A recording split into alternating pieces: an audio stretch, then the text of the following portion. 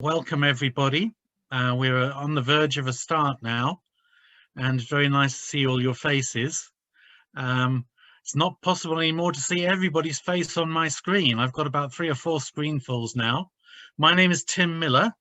I'm one of UPF-UK's trustees, and I have quite involvement in interfaith activities, particularly in Sussex and Southeast England, and I'm going to be the chair for this evening's event. Please allow me just to share my screen with you. I have 1 or 2 slides which I'd like to use to introduce this evening's Zoom meeting. So as you're probably aware, this is a special week we're in at the moment. It's a week inaugurated by the United Nations in 2010, called World Interfaith Harmony Week.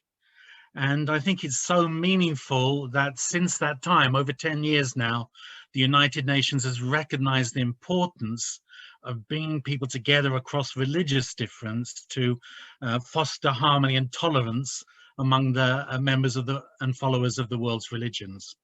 Also this day, this particular week, World Interfaith Harmony Week, is to promote a common basis of love of the good and love of the neighbor in order to safeguard world peace. So I think those are sentiments with which all of us will thoroughly agree. So we're very happy as Universal Peace Federation UK to hold this event as part of World Interfaith Harmony Week 2021. And by being here today with us around the globe, you're one of many people who are supporting that occasion, that particular week. The theme for 2021 is building bridges across boundaries. So we're very happy to introduce the proposal for a project we're calling Youth for Peace and Development. And this evening will be devoted to that. Let me just give you a little glimpse of our program for this evening. I'm not going to go through it in detail, but it'll give you a sense of what we're hoping to go through over the next hour or so. When we come to the end of that period, there will be opportunities for questions, comments, offers of support, suggestions, how to develop the project and so on. So that will come towards the end of this hour. We're going to have some opening remarks in a minute from UPF's UK chair. And after that, I'm going to give a very brief outline of how we see Youth for Peace and Development project beginning. And then we're going to have a very meaningful explanation from Dr. David Earle about how UPF has been very involved in service projects in the past and how these have brought a lot of good fruits for, I think, humanity at large and towards peace. Then we're going to have a little sharing from Baroness Verma, some testimonies from people who 20 years ago were the youth involved in service projects, and hear from Robin and Margaret about developing from our previous service projects towards a new project, Youth for Peace and Development. And then we're going to hear from a few potential patrons for this project. We're hoping very much they're going to be actively part of supporting what's going on. And as I mentioned, that'll be followed by your questions and comments. So I'm going to come out of screen share now. And my next task really is to introduce our chair of the trustees for UPF-UK. And that is Keith Best. Keith is also a former Member of Parliament and has for many years worked in the charitable sector, particularly around issues concerned with human rights. So it's my pleasure to ask Keith, as our UK chair, to say a few words of welcome and introduction. Keith.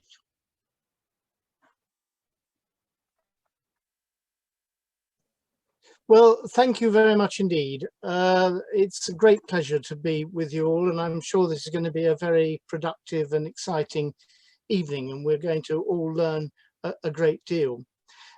Our evening is entitled World Interfaith Harmony Week, Youth for Peace and Development, as Tim has already described. And these words in themselves conjure up an enormous agenda and encompass some of the most pressing issues of our times. We know that the Abrahamic faiths have more that unites them than divides them, yet still there are tensions. I've always admired Sikhism and the Baha'is for acceptance of the validity of other faiths. And we do need to recognize, I think, that so much of the current dissension, so often sadly accompanied by violence, ignorance and willful refusal to examine another point of view, are the products of poor teaching, misunderstanding of text, sometimes through ambiguity in translation, admittedly, and as well as the accretion of dogma and doxology, which have more to do with political compromise at the time they were devised than a transparent explanation of the original religious message. And it is, I believe, in the origins of so many religions, not in their current expression, that one can find a coalition of ideas and beliefs. We concentrate on youth because, at risk of stating the obvious, they are those who inherit the earth. So it is right that we should give our efforts to helping them on that journey. As Amanda Gorman, in her reading of The Hill We Climb at the recent presidential inauguration, puts it so eloquently in reference to being American, but I would add equally to being human, is more than a pride we inherit. It's the past we step into and how we repair it. And that is, I think, an abiding message for us all. And I hope it's a central theme to what we're discussing this evening. So it's appropriate that today we examine in greater detail the youth service of UPF. It's a tried and tested system which has worked well and can be regarded as a pilot for further rollout.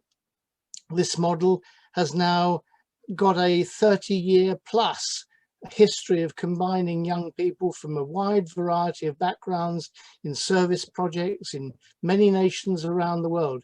And I pay tribute to David and Patricia Earle and to others who have been so closely involved in this endeavour and have demonstrated its undoubted success. Let me briefly go back to basics.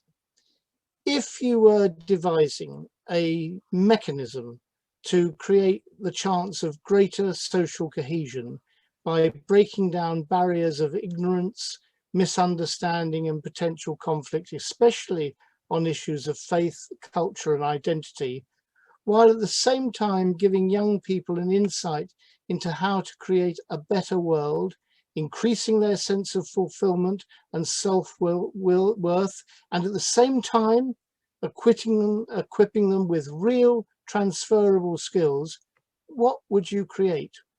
Well, I suggest you create the youth service. And I look forward to a UK launch in early 2022, probably in London or Birmingham, which will be followed by several local projects during the remainder of 2022 in different parts of the UK, where participants can implement the skills they've learned with the support of project mentors. From now until then, of course, there is much work to do, funds to raise and organisation to administer. So I hope that we can all, and we all must, pledge ourselves to support such a worthwhile venture. Thank you. Great, thank you very much indeed for that introduction, Keith, and your words of support there. I'm just going to share my screen again, if I may.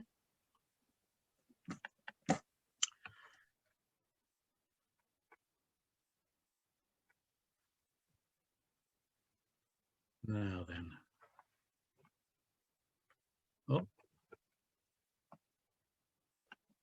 Sorry, let me just try that again. I need to move on to the next slide.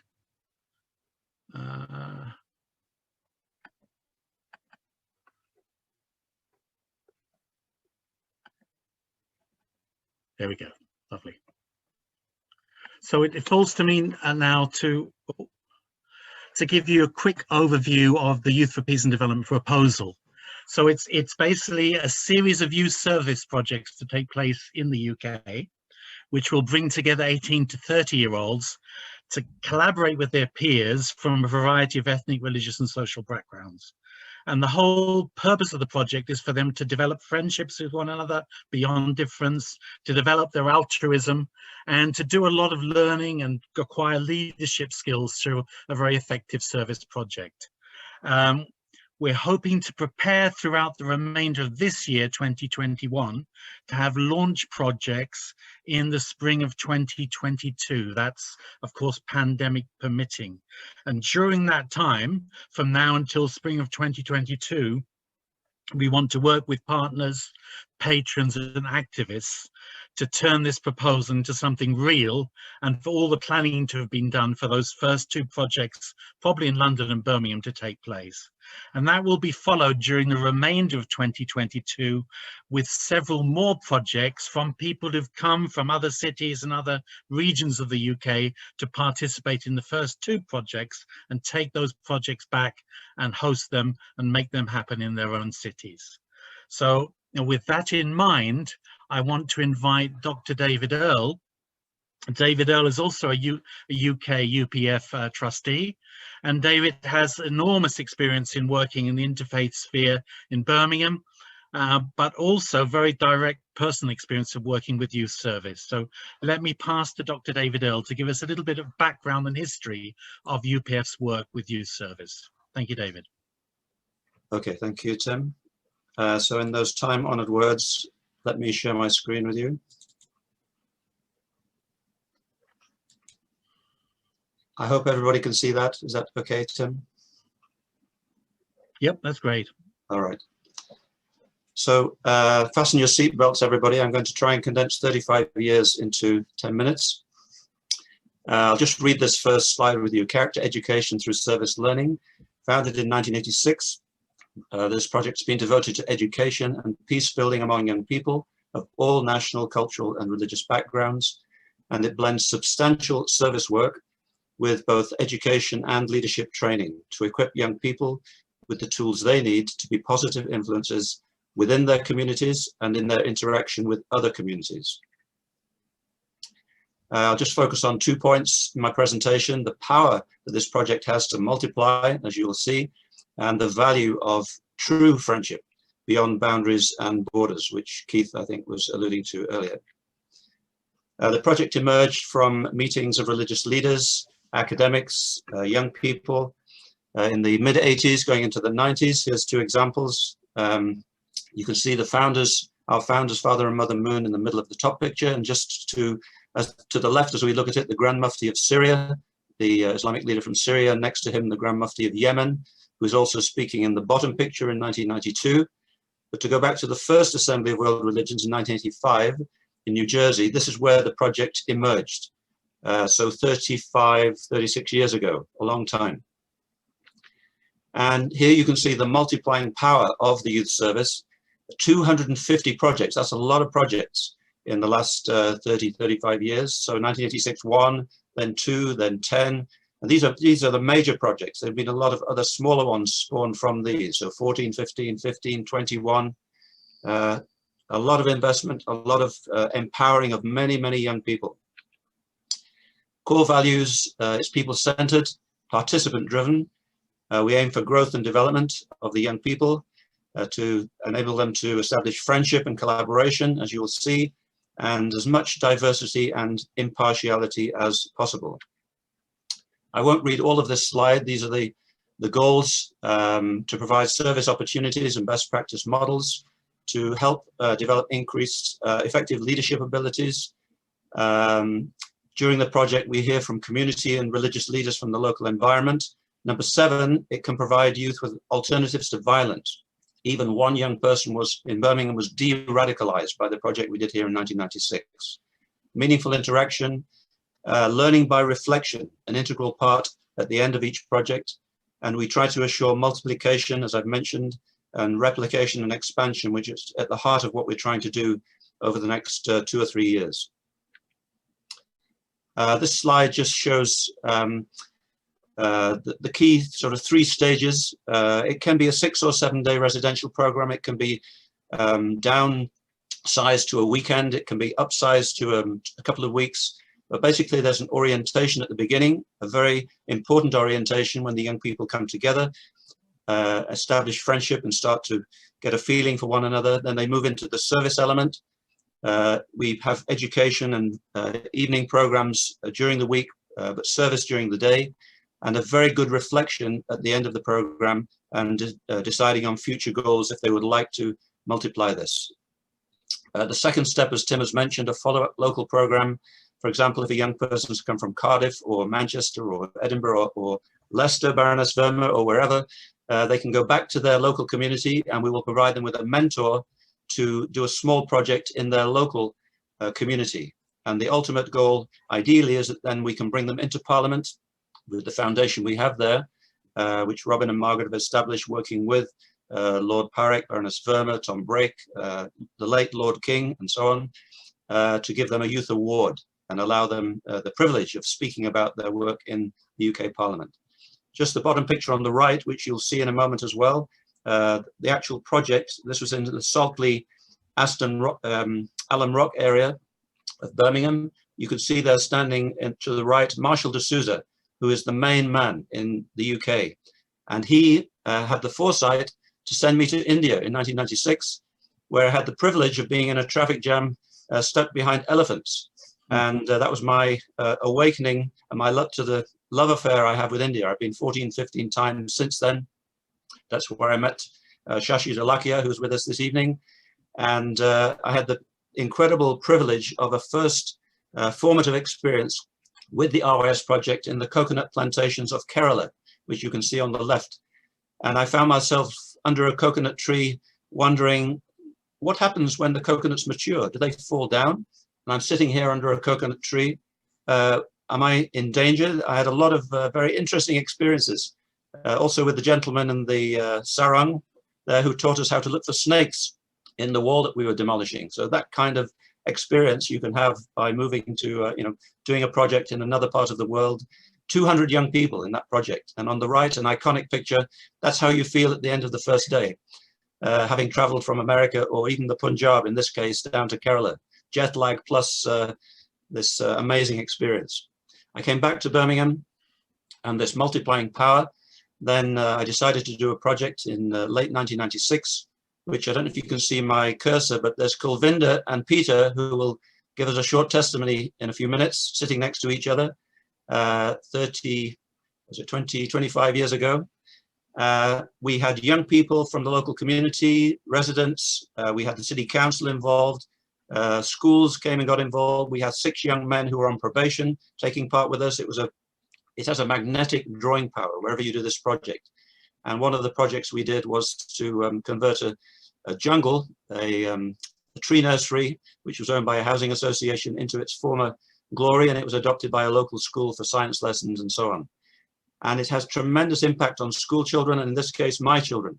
They took part, and it was a formative experience for their growth and development. They were in tears when all the young people had to leave to go back home. And that's Kulvinder again in 1997. The city council asked her to do another project with a young lady from America, Anita, and Michiko from Japan. And in the foreground here, Simona, who'd come from Slovenia with 2 other young ladies. They had such a good experience. They said, we've got to go back. And in 1998, they did a project in Slovenia, this multiplying power through this incredible experience they can have in a very short space of time. That work came to the attention of a Christian minister from South India, who I met in Birmingham. He invited Patricia and myself to India. And at the end of 1998, we ended up going there with this group of young people, and they literally dug the foundations for a children's home through this RYS project with their bare hands, with a few crowbars, hose, paras, garda paras, and the metal dishes. And there in the bottom, you can see the beautiful finished article, this children's home, which has given so many orphan Dalit children the possibility of an education. And unexpectedly, it came to the attention of the Indian government, and we received the Hind Ratan Award, along with Shashi Dalakia, again, who's with us this evening, from former President Narayanan and former Prime Minister I.K. Gujral. Coming to a conclusion, this is what it did. So these young people built the foundations for this home, and it's allowed Dalit orphan children to gain an education and the dignity and respect that they deserved. And most of them got a college degree or a vocational qualification And one of them in the bottom picture, well, the top left picture, he's right in the background with the sun on his face. Here he's now a young man, Rakesh Babu. I think he might be with us this evening. And he got a qualification, a business degree, and he's now studying here in the UK. So that just gives you a flavor, I hope, of the multiplying power that it can have with young people. I'll stop sharing that particular presentation, and if I can, I'll go to, yes, I'll just show you 2 minutes of a video. It's an introductory video to RYS. Am I okay for time, Tim? Yeah, do your 2 minutes, David, that's good. All right. The first minute, we'll just give you a general introduction, a general feeling, and then I'll try and find the other minute and a half where you'll see a beautiful project where the young people, this was the very first project in the Philippines, where one of the projects was to build a bridge between a Christian and a Muslim community that had been washed away. Very symbolic project, but the quality is not the best because it's 35 years ago, but I hope you can catch the flavor here.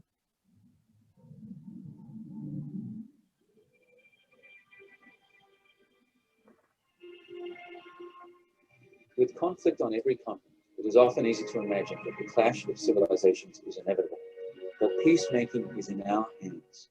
For 20 years, the Religious Youth Service has served as a model of peace building, drawing together young men and women of all cultures and religions for cooperative service.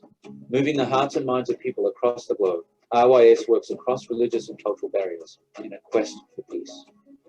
When RYS began, it was a visionary project because what its purpose was and how it affects youth is, it worked to reach the ideals of young people who have a spiritual faith tradition and try to move them to do something concrete in service of humanity. RYS is not only religious or theoretical talking, it is action, and that action which has results. Here we are working for poor people, and that is, I think, the best part of RYS. When we started 20 years ago, it was supposed to be once a year project where you put all your money in one basket. And now, look at this year.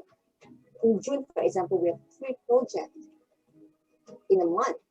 Yeah. So we're talking about so many projects in a year because it's all spread out throughout.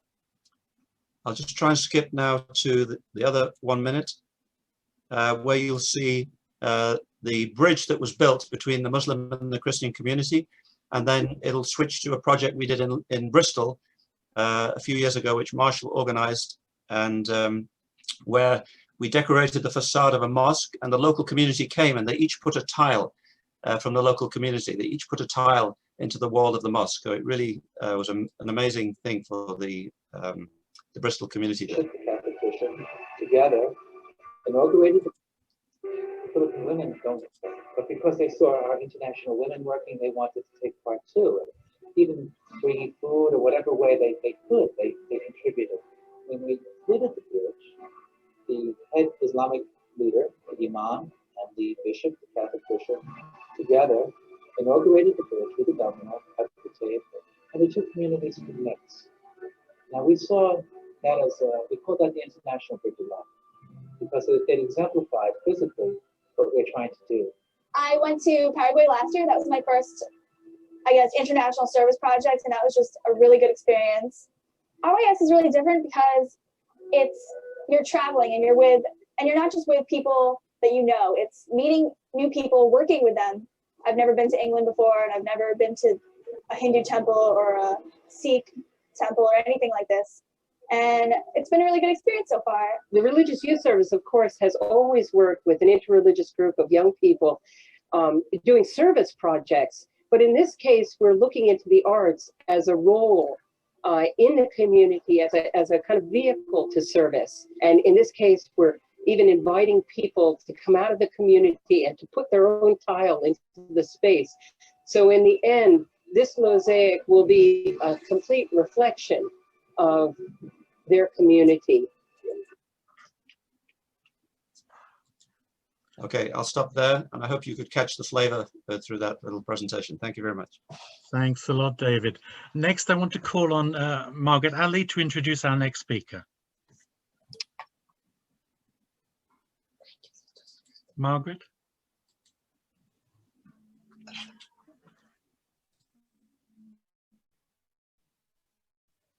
You're muted, Margaret. Hello, everyone. It's so lovely. I'm already inspired, but seeing my friend Baroness Sandip Verma next to me, it's a great pleasure. Baroness Verma is currently UK chair of UN Women, yeah, from Britain, and she also has had many amazing, if you like, ministerial jobs.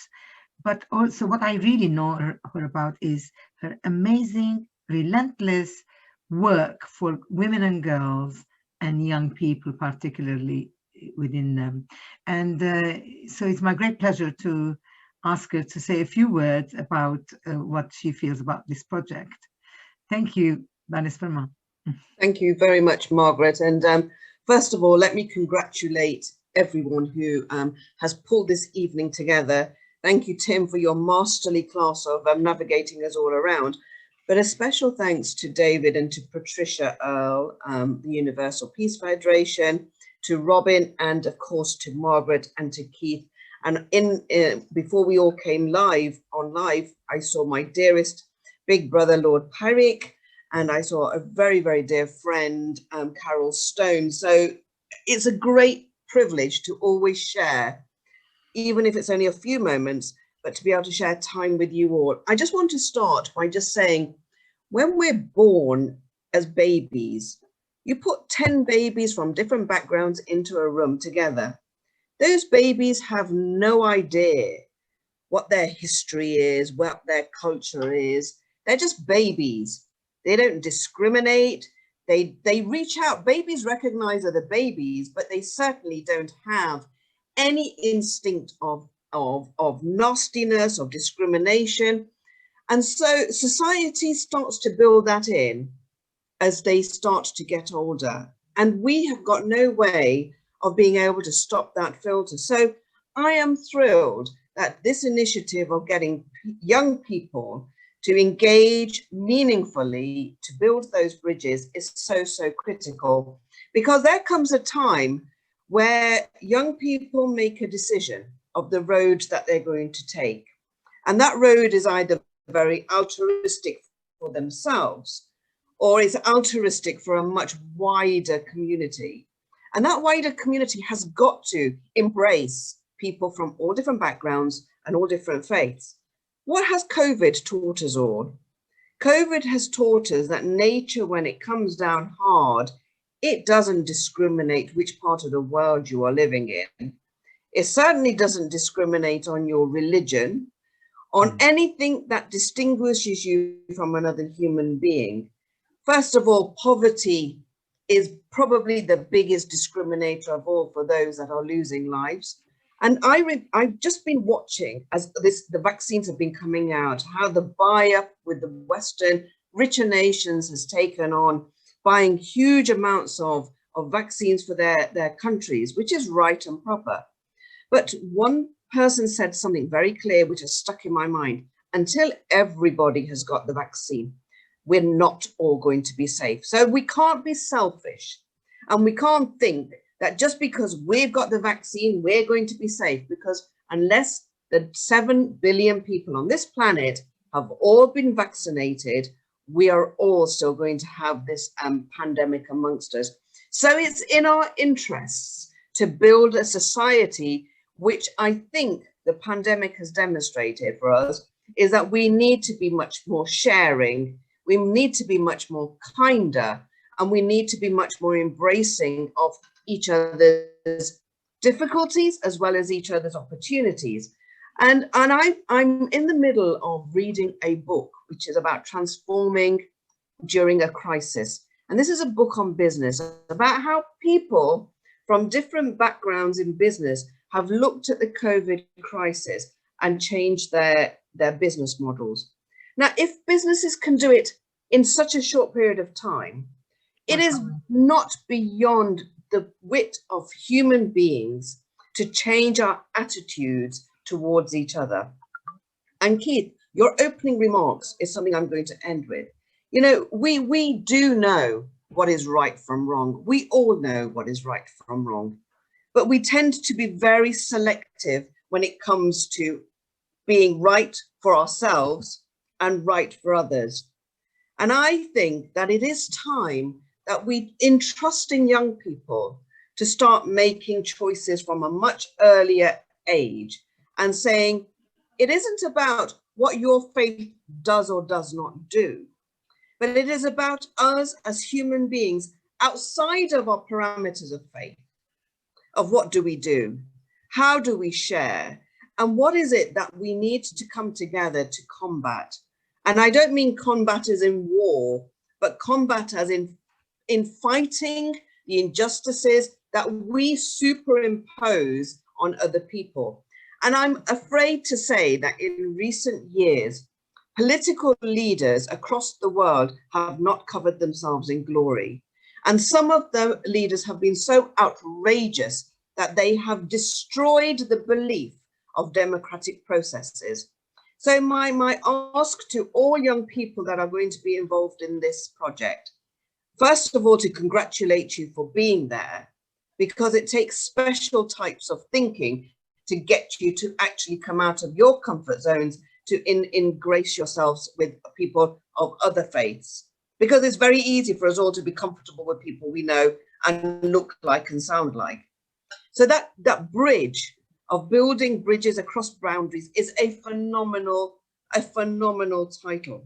To be able to actually give that title justice is going to take huge effort, huge determination, and huge wisdom from those that are around you to support you, but for you to bring on new ideas of what you want to see the world look like in the next decade, in the next decades, leading on to you then in imparting your wisdoms to the next generations. And Margaret, I'm going to stop on that because I think that, you know, this is such a big subject.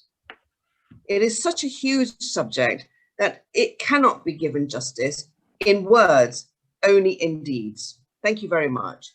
Thank you.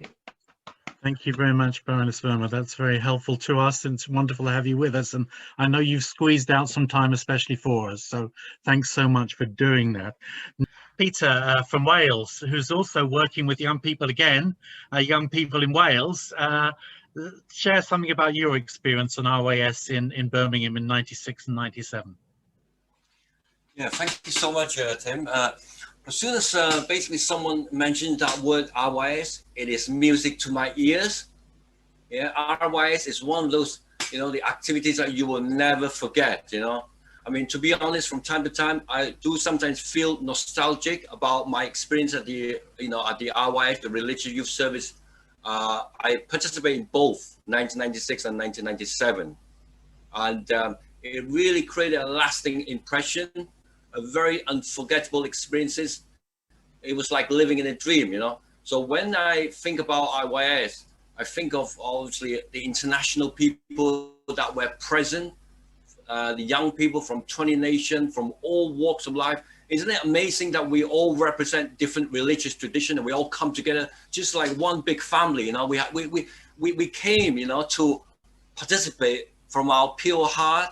We wanted to achieve something great, you know, something great towards a common goal. And even during this short time together, I can say that from the outset, there was this really harmonious blending of heart and spirit amongst ourselves as participants, as well as that, the staff, David, Earle, Patricia, the family, the staff, there was so much harmony, you know. We just felt like we were protected, we felt safe, and it was everything fell into place so beautifully and smoothly during the project, you know.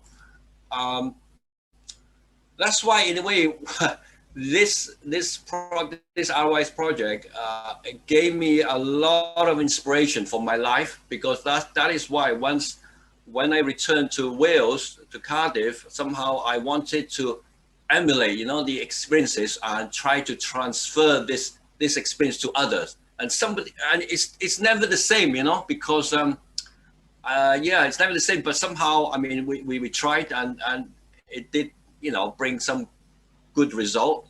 And I remember working with Clovinda and others, and it was such an amazing work. I mean, within a short time, I believe the staff and the organizers were very surprised that we could accomplish in such a short time because of the great team spirit I think we've had, you know.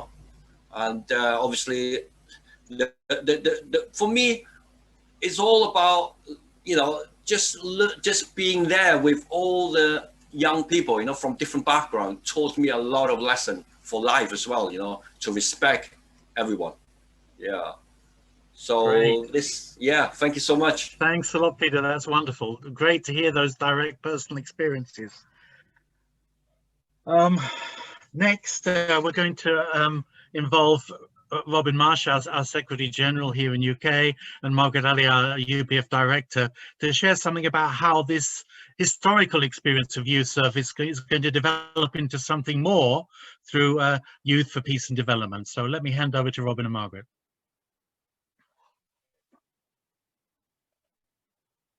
Robin, you're muted. Yeah. Thank you. I'm just going to share the screen.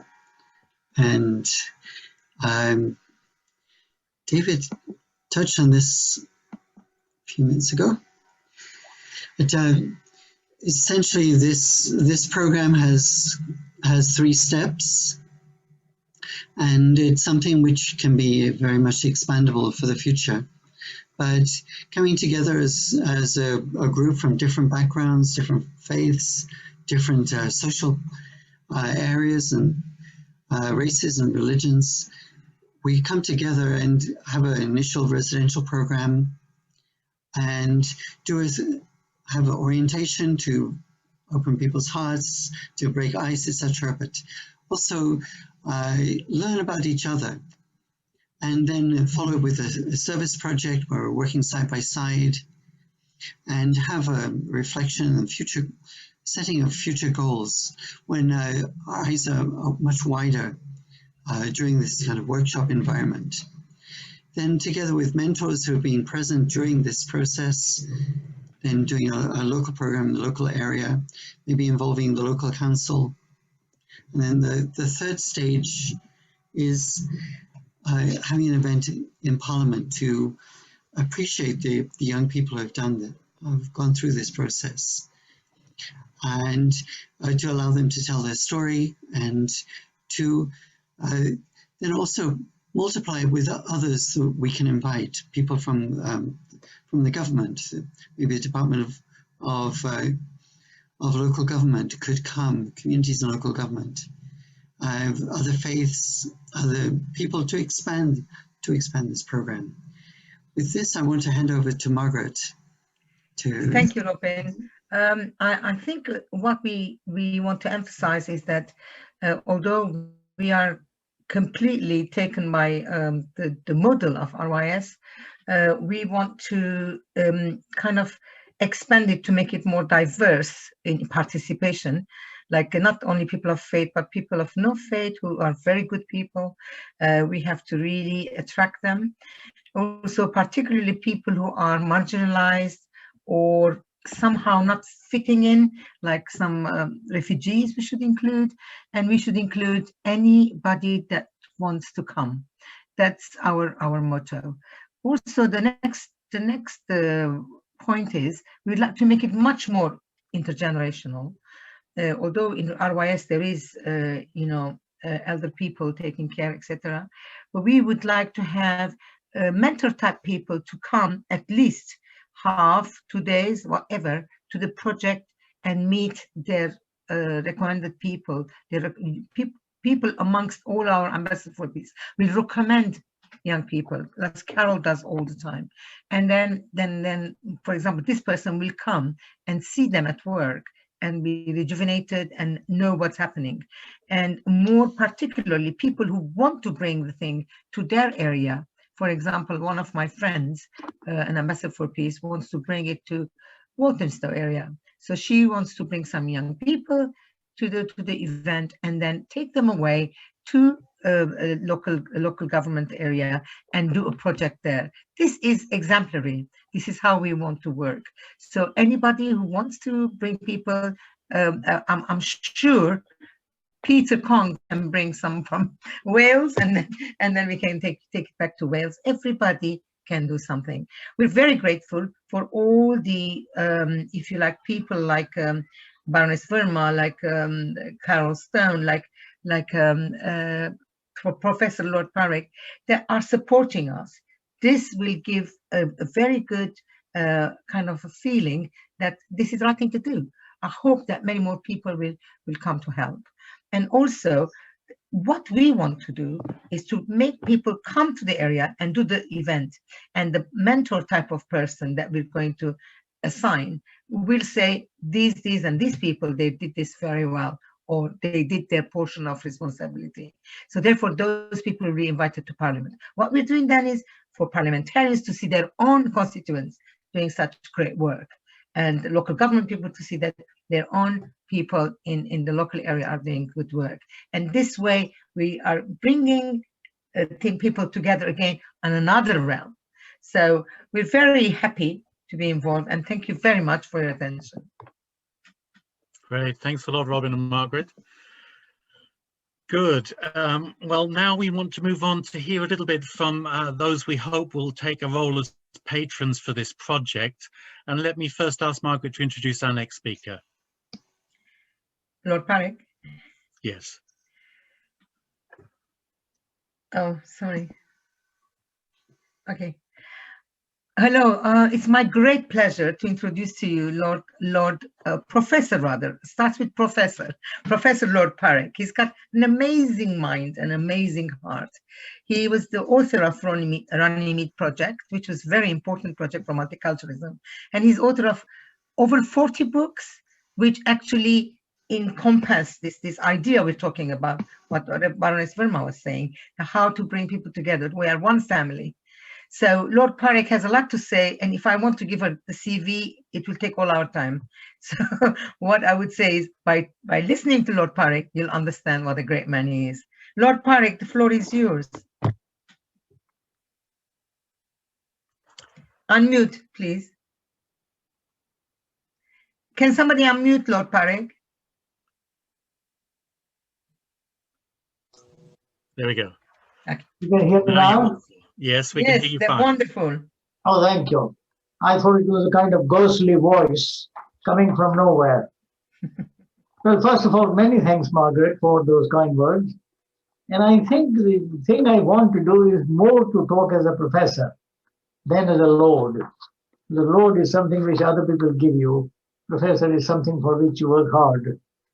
And I want to look at this whole question a little bit abstractly. If you look at the world today, you find two contradictory trends.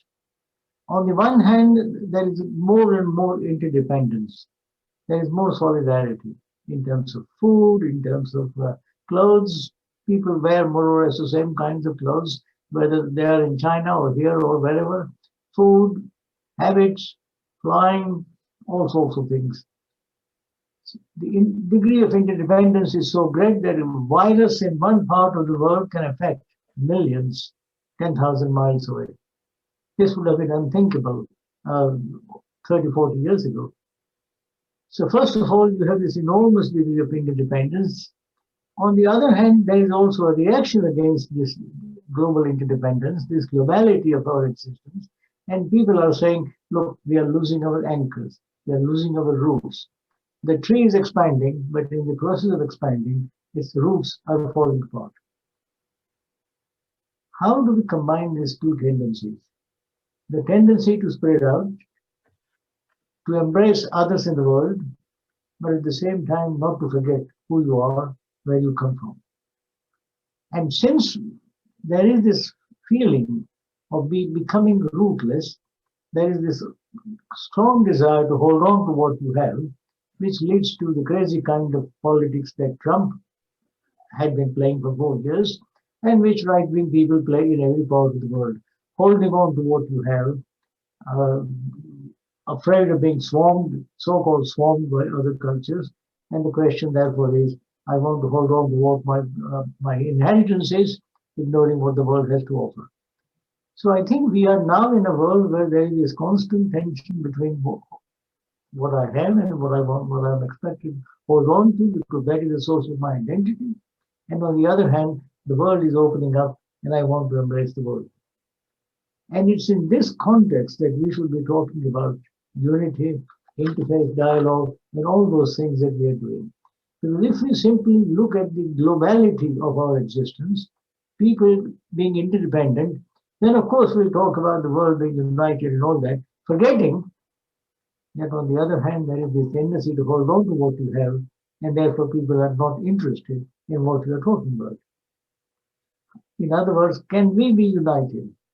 Can we seek world unity in such a way as not to forget the other impulse that we also have? And if we forget that, we are lost. And this, to me, is one of the biggest problems of politics in every part of the world, be it China or the United States. How can you nurture a sense of rootedness while at the same time opening up your mind and heart to the rest of the world? How can you both be rooted and open? That's where youth comes in.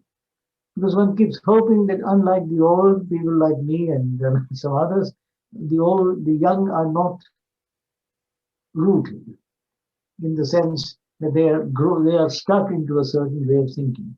They have open minds and open hearts and may therefore be far more sensible about the world that's unfolding around them. But that is not the case. And that's another important point to bear in mind, that the youth can be just as closed-minded, just as rigid as the old. We have seen that in many parts of the world. So the question then is, how do we cultivate the youth such that they become much more open to the world around them? And here I want to emphasize just two important points, and then I should stop. First is this talk about interfaith dialogue, interfaith network, interfaith unity. I think the youth remain just as religious as their fathers or forefathers were. All surveys, Pew Center and other surveys show that the youth remain, in fact, just as religious as their fathers were, their forefathers were. The difference is that their religion has taken a particular form. With their fathers, religion was taken as a matter of identity. You take it in your stride, you don't have to flaunt it. For the young, religion has become an ideology, a badge of your identity, and therefore something to flaunt, something to talk about, something to be proud of. And when religion takes that form, there is always a danger. It becomes much more fanatical. Because then religion is not simply something you happen to have, something you happen to possess. Rather, it possesses you. You become its follower. And when that sort of thing happens, religions become hostile to each other. They are like modern states. Just as each state has its own citizens, each religion has its own followers. Just as the state has its own boundary, the religion has its own boundary. And the world gets mapped up, broken up into this little closed world. And as long as one thinks in terms of these closed, isolated, ghettoized universes, it becomes very difficult to combine into any kind of sensible partnership. Which is why I think it's very dangerous, in my view, to talk about interfaith as opposed to interreligious. Because religion involves faith, but it is not entirely a matter of faith. Because if it did make it a matter of faith, then faith has no reasons behind it. Faith can't be proved. It can't be argued about. It's a matter of faith. And if it's a matter of faith, then anything goes. Whereas religion, as its etymology would show, as its understanding would show, involves faith, a leap of faith. But at the same time, it's not just faith. It also involves reasoning. And therefore, I would always insist that we should not reduce religion to a matter of faith. Religion is a way of understanding the universe in terms of a certain kind of transcendental principle, within which faith has a small part to play. And finally, and absolutely finally, the important point, I think, for all of us to bear in mind is this world, how do we set it right? Where do we start? The youth have a role to play. We also have a role to play. The elder generation has a role to play in terms of setting the right example, the right model.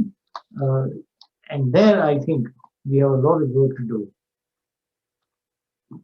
Just one last point, I think, that a lot of work that we have to do is to, in terms of creating a world in which boundaries are constantly transcended. Boundaries are accepted, but also constantly transcended in order to reach out to those on the other side of the wall. As long as we have that spirit of intellectual openness and openness of the heart, there is some hope. The day we lose both, the day we stop losing interest in other world, other cultures, other civilizations, other religions, and become obsessed with our own, that is the day when the world will be doomed. And I think our question simply is, how do we continue to inspire our youth to think in terms of an open world and an open heart? Thank you very much, Professor Lord Parekh. And we're going to hear from a few more of our patrons, and in particular our UPF-UK patron, Carol Stone. I'm going to ask our next speakers to please try and keep themselves within a sort of 2-3 minute period if they can, only because we're running over now and we're going to lose our time for questions if we're not careful. So delightful to have you, Carol, with us.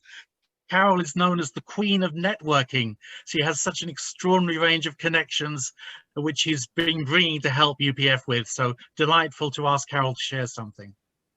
Thank you very much indeed. Am I unmuted? Can you hear me? We can, yes. Lovely. Well, thank you very much. I like to be connected with the Universal Peace Federation because bringing people together, I think, is part of their philosophy too, with Margaret and Robin and everyone concerned, everyone who's spoken so far.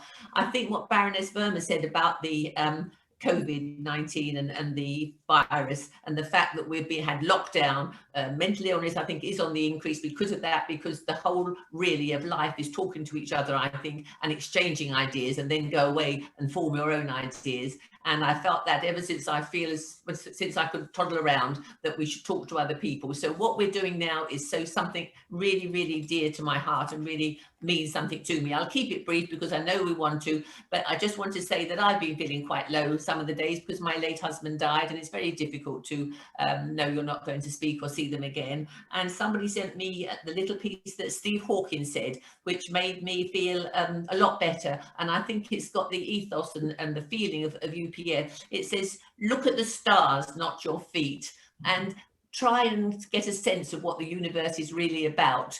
And that way you'll understand that there is an awful lot that we can be curious about, and there's an awful lot that we can do if we need to do it, and we can succeed in something however low we feel and however much we feel the world isn't going to help. I think what we're doing and what we're planning now is something that will be very, very good. And I also think that it means we won't give up hope, and I'm very pleased to be involved. Thank you very much, Carol. Wonderful to have you here with us. Next, I'm going to move to a lady who for more than 10 years has been a member of the European Parliament representing the West Midlands. Of course, we're no longer in that institution. And now she's also been involved in founding the West Midlands Together to Tackle Hate Crime, and that's Anthea McIntyre. Anthea, would you like to share something? Thank you so much. I'm so delighted to be invited to offer my support to this really important programme for Youth for Peace and Development. You mentioned that as an MEP, I co-founded West Midlands Together, and it really was about promoting understanding and community cohesion. And I was hugely grateful to Patricia and David Earle, who gave me so much support in that. And I think it's hugely important to bring young people together, to give them the opportunity to learn about each other and from each other and with each other. It was noticeable in the EU referendum that nearly 3/4 of young people actually voted to remain. 73% of 18 to 24-year-olds wanted to remain as part of the EU.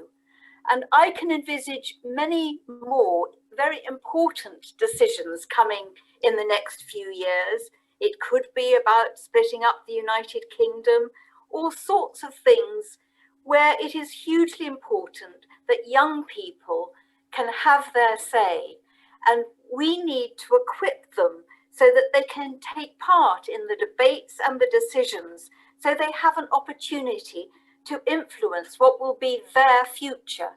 So projects like this, I think, are hugely important. Young people naturally come together. I think distrust and suspicion come with age and not something that you're born with. So the longer that we can keep people feeling open-minded and supportive of each other and willing to learn from each other, then that is hugely important for us all. Thank you. Great, that's very kind of you to share with us in that way, Anthea. Thank you so much. Next, I want to invite someone I heard just the other day on the BBC when he opened his mosque for the vaccination project. And that's Sheikh Nuru Mohammed, who's also co-chair of Citizens UK in Birmingham. Sheikh Nuru, please share something with us. Thank you, Tim. It's indeed a great pleasure and honor to be with you tonight virtually. And I'm really in support of this initiative, and I look forward to supporting it more practically. As we all know, this point of interdependence is of great importance, and it is something that should be our driving force. Personally, I feel it is connected with our nature, the essence of our nature.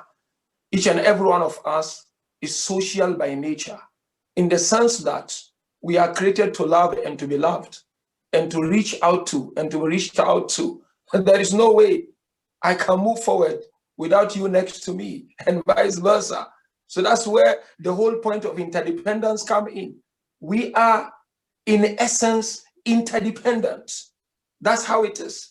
And so the peace, unity is non-negotiable. It's something that is needed for us to be able to move forward. And that is why I like the idea of now focusing on our youth. Why? Because the youth are productive and they are creative in nature. And where do we draw the line between us, senior citizens or elders, and the youth? Is that our senior citizens, our elders, I regard you as our think tank. You provide those advices, and the youth will go on the ground and ensure that it is implemented. So I'm really excited to support this initiative, and I look forward to working with each and every one of you to take this caravan to the next level. Thank you so much for the opportunity. May God bless you. Thank you very much, Sheikh Nuru. Thanks very much for that. So now it's an opportunity for us to open to a wider field. And I'm sure we've got well over 100 people on the call this evening.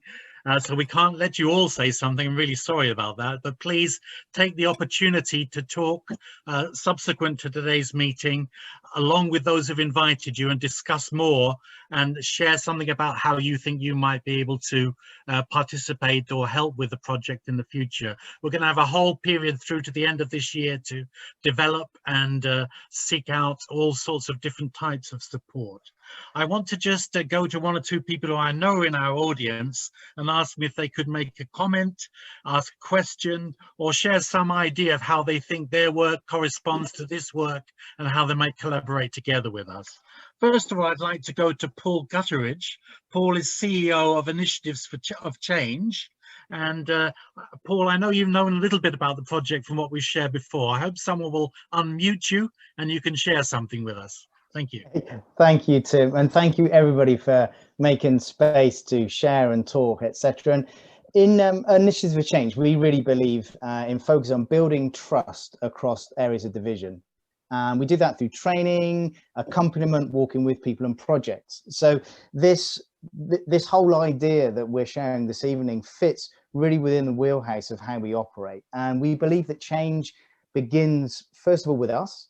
And I think one of the beauties with what we're hearing and sharing this evening falls into kind of like two brackets for me. And number one, it's around how we understand difference and distinctives.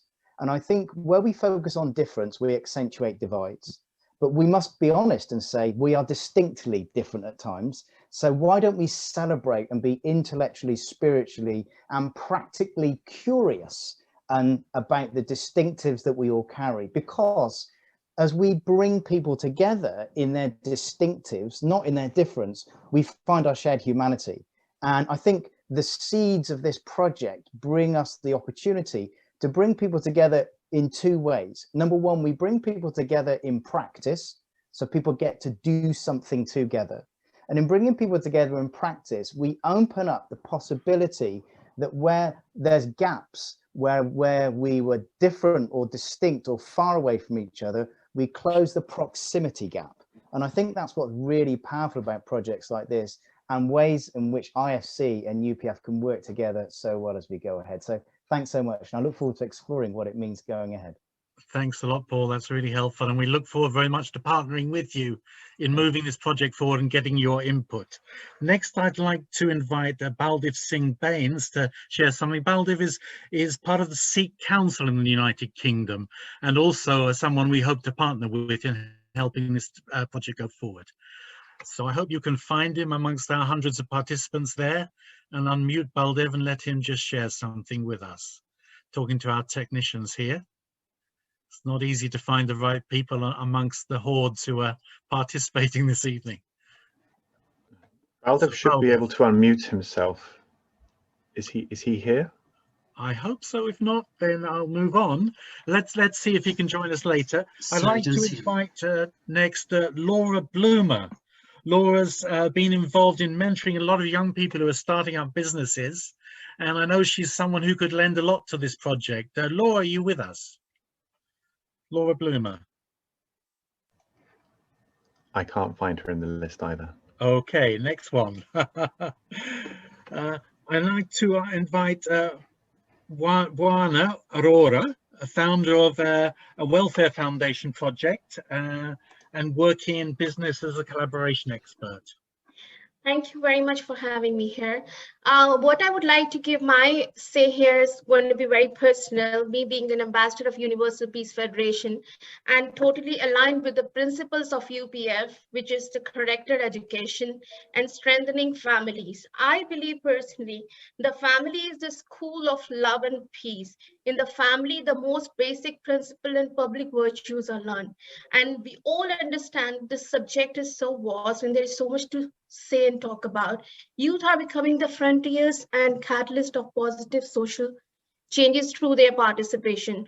When we all understand, when young people are empowered with the knowledge of their rights and supported to develop leadership skills, they can drive change in their communities and countries.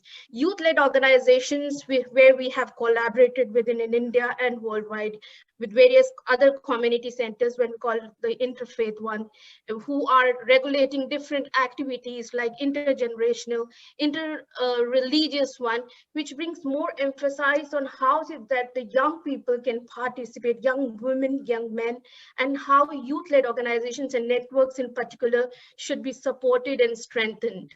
This is the core message, and there is so much to talk about, and I'm so privileged to be part of this noble project with UPF, and massive congratulations to everybody out here. Thank you.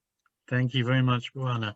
Next, if we've got him with us, I hope we have, I want to invite Kelden Elaine to share something. Kelden's studying for a Master's in Artificial Intelligence. Kelden, how do you think you might contribute? Are you there with us? I hope you are. Any sign of Kelden? Kelden is there. Yes, I've just unmuted myself now. Great, well done, Kelden. Let's hope we can see you too. Please share something how you think you might be able to support the project, Kelden. Okay, so I think not the last guy, but what he said that was really key is focusing on what we have in common, but also I think that a certain attitude to conflict resolution and the way that we engage with people, because if we allow ourselves to become divided by the differences, then then we're no longer able to influence people positively and build those bridges. So it's I think it's really about how we engage and how we cultivate cohesion that is really key to having a positive ongoing drive forward. Great, great. Thanks very much, Kelvin. We look forward to seeing you another time, but it's great to have your words. And we know how active you've been in other UPF projects as a real youth activist. So next is Rani Goodhu with us. Rani, I know, has been invited by David and Patricia. She's a commander, a senior commander in West Midlands Police. And I'm sure she has a lot of interest in things going with young people and getting together beyond difference. So could I ask Rani to share a little bit with us? Yes, thank you very much for inviting me tonight and obviously having the opportunity to speak. I am actually a police cadet commander and I do a phenomenal amount of voluntary work in my own time. I was introduced to this project by David and Patricia on an awards event for the Peace Ambassadors with the youth. That's where my initial contact came to take place. But what I can say, in my cadets world, I work with 13 to 17-year-olds, and ultimately it's about seizing those opportunities. We've all got a responsibility to be the change in the world, building a better future for all. And it's really important that we also consider the diversity and inclusiveness of what we all believe and belong to. And I've heard so much tonight that so complements absolutely everything that I believe in, and giving the future generations a very good opportunity into that big wide world, and to be able to nurture them to be those role model good citizens. And every single body has talent, and it's about finding that talent in those youngsters that are going to be our future leaders, and whichever, you know, journey their path takes us.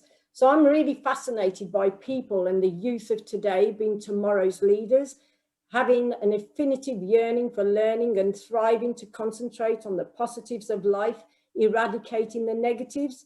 I've no intention of retiring, for I would love to see my own niece joining the force as well.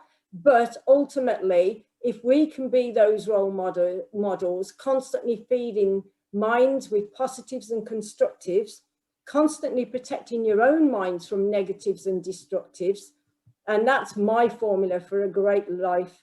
Doing everything with a good heart, expect nothing in return, so that nobody can ever be disappointed, and yet we will always be impressed by kindness, integrity, humility and generosity, to say the least.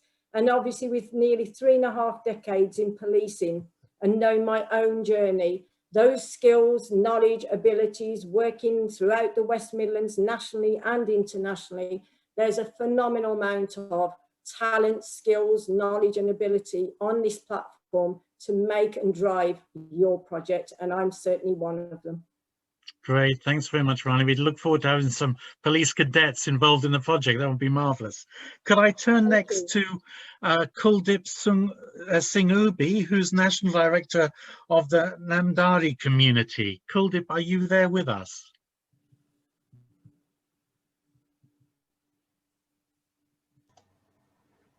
Okay, let me move to somebody else then. While we look for Kuldip, is Tuta with us? Tuta, author, motivational speaker and mentor. Tuta, are you with us? Could you share something? Yes, I'm here. Hi. Hi, everyone. What an amazing and exciting project is being introduced tonight. I would like to thank Margaret, Robin, Universal Peace Federation, all the guest speakers and patrons supporting this wonderful project. I know how important it is to educate, inspire, and support these young people, and to help them to make the right decision, to build and develop their leadership skills and be positive influencers. In this manner, we will have powerful, successful leaders of tomorrow. I am extremely honored and privileged to be part of this project, and I promise that I will do and give all my best, supporting its initiatives, bringing young people, starting in my borough in Walthamstow. And all I can say, good luck and God bless you, and thank you for having me tonight. Thank you. Thanks a lot, Tudor. I know you have a lot to offer and help us with the project. So I'd just like to go to one more person to make a little statement of support or ask a question or whatever. And then I'm going to conclude with Michael Balcom, UPF Chair for Europe and the Middle East, just to say a few concluding words. So could I move to Alex Ward? Alex is a philanthropist and a business consultant. Alex, do you have an angle where you think you could make a suggestion to us or find a way to contribute? Thanks, Tim. Can you hear me? Yes.